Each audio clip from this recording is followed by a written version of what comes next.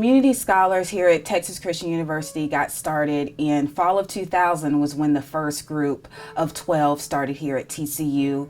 And over the last 15 years, we've grown, and this incoming freshman class came in at a number of 44. So 15 years ago, the legacy and the great excellence of the Community Scholars Program started with a wonderful group of 12 in fall of 2000. The Community Scholars Program was established by now Chancellor Emeritus Mick Ferrari. And you may know this about Dr. Ferrari, but he was in the process of retiring, and our Board of Trustees essentially coaxed him out of retirement in order to come here and be Chancellor at TCU.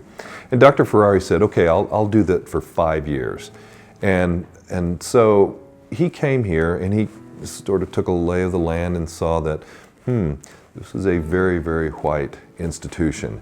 And he probably listened to the conversation about that for a little bit. But as you may know, we in higher education can talk really anything to death, but action is sometimes a little less common. And so I think when you put that in the context that Dr. Ferrari realized he only had a short time here, he knew he had to do something dramatic, and it had to be now. And so he established this thing called the Community Scholars Program that had then 4 schools, and I believe it's 11 schools now. The former Chancellor Tucker at the time, put together a committee of individuals to determine whether or not the college needed a standing committee for diversity through the Faculty Senate. The Faculty Senate was really advocating for this.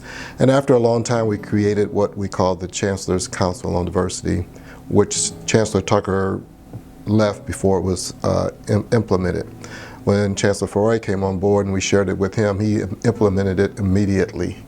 And then he asked me the question, why do minority leaders in this community consider TCU a white, racist, elitist institution? I said to him that I would not tell him, but I could bring those leaders to campus in a series of small group luncheons or dinners, and they will tell you.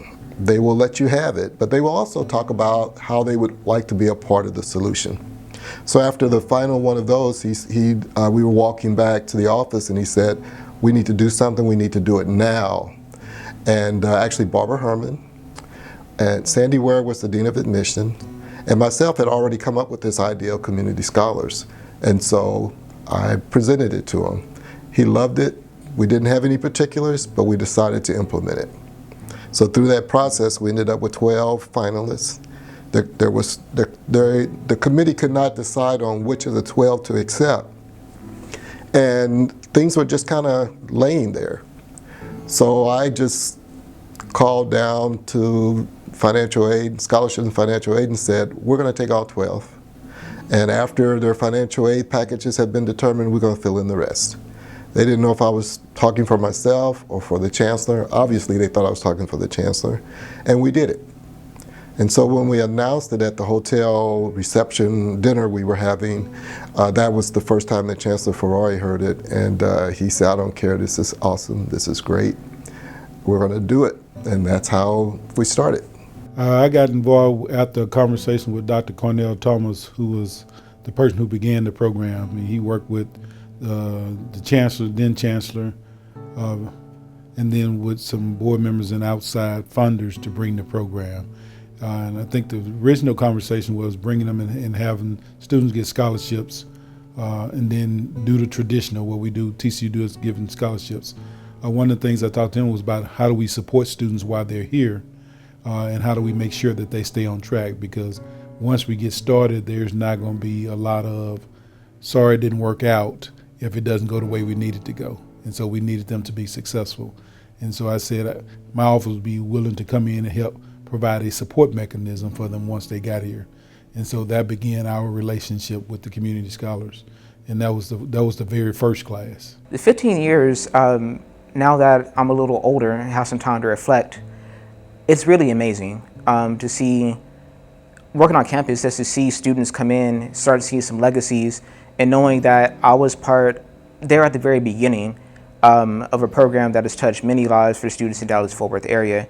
People who may not have considered TCU now consider TCU because of this scholarship.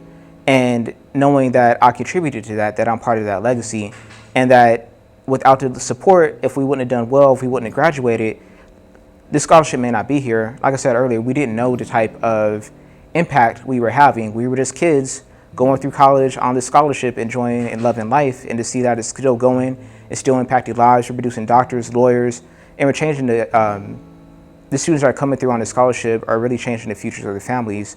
It's just amazing to be part of that legacy and say that I was there at the very beginning. These students, particular students from, were schools that we traditionally had not had a strong representation from. And so transitioning them into TCU, I think, was the biggest part of that challenge. Helping them to understand the system. I mean, they were intelligent students. We didn't have to worry about that. And so just getting them acclimated to what they were going to face day in and day out.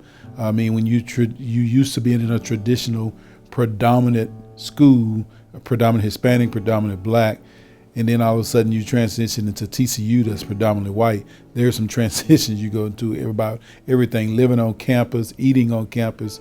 You know, even though they were from Fort Worth, they weren't from TCU. And so it was a different environment. We've grown the program from 9 schools when I started here 7 years ago to now 11. And so during my time here, to add 2 more schools to the program, Carter and DeSoto has been a great blessing. And the students that have come from both of those schools, as well as all of the schools, but specifically during my time here, to see the program go from 9 to 11.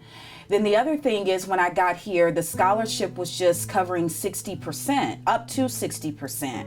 And in the time that I've been here, to see it return to a full ride scholarship, I think honestly is the greatest gift that has been able to come out of the program in the last 7 years to those students now earning that scholarship. I think one of the great aspects of the program is not just the scholarship. In fact, I think that this sounds odd, but that could be the smallest aspect of it. The biggest aspect of it is the staff members in Dr. Turner's office, and Dr. Turner himself too, but who work with our students every day, provide them with mentoring, with role models, or sometimes just with an ear. You know, sometimes when you're new in this environment, it can be overwhelming. And you come into this environment and you think, oh my gosh, there's so much going on here, I can't handle it. Well, if you talk to a Tamika Gordon or somebody like that, and they sit down with you, they spend 30 minutes with you, you leave her office feeling like, I can do this. And sometimes that's all you need. I consider community scholars to be a crown jewel at Texas Christian University. There are many programs that are offered here at the university, but when you look at the investment that we make in students here in the Metroplex, you'll be hard-pressed to find some program where we invest more in individuals with respect to not only the financial piece, but also in terms of human capital, human resources here at the university, as well as the academic, the social, the expectations. The bar is extremely high. And community scholars, day in and day out, are able to show that they are capable of handling that huge responsibility. When I first helped with the Community Scholar Program, it was a small pool of applicants, and now we're receiving over almost 300 applications just for the Community Scholar Program. And so it has grown over the years. When I go visit the schools, those students know about the Community Scholar Program. They know about it because they've seen their former classmates go through the process and be awarded, and it excites them. I get students who are now seniors who remember about the Community Scholar Program when they were freshmen and they knew what they had to do. To Dr. Cornell Thomas, a huge thank you. Thank you for having the courage to answer the call to help make TCU more diverse. Thank you for reaching out to the communities of color where sometimes there may have been perceptions of how TCU would treat people of color, but he was fearless. He developed this program fearlessly. And for the late Chancellor Ferrari. I think that people think of TCU, and a lot of people say, gosh, it's not very diverse here. Honestly, our community scholars offer a lot of diversity for our campus, but that's just one aspect of community scholars. And so we have these really bright students who live within the Fort Worth or local communities. They are really smart.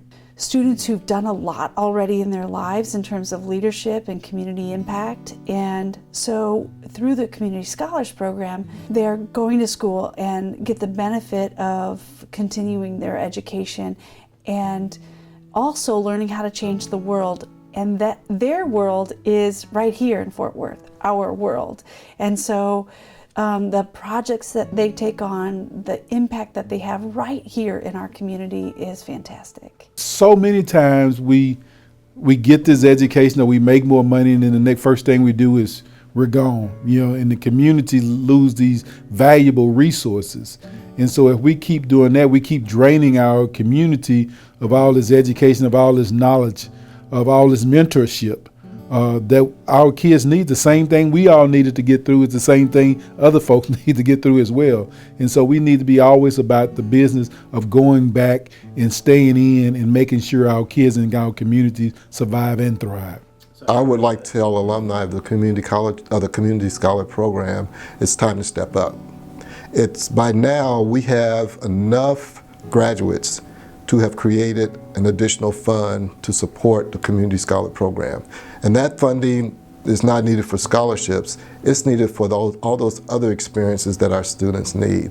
A lot of them still are afforded opportunities to study abroad. I know when I was here, all of you had that opportunity, but there are so many other opportunities, educational opportunities, seminars, the Washington Center internships that we need to support. We need the financial support to send our community scholars to. It will help them become more well-rounded, more globally prepared, and continue your legacy of leadership in this society. I think the 15-year mark means a lot of different things. First, I think it means that we gave an incredibly large group of kids a chance to go to TCU who might not have otherwise done that.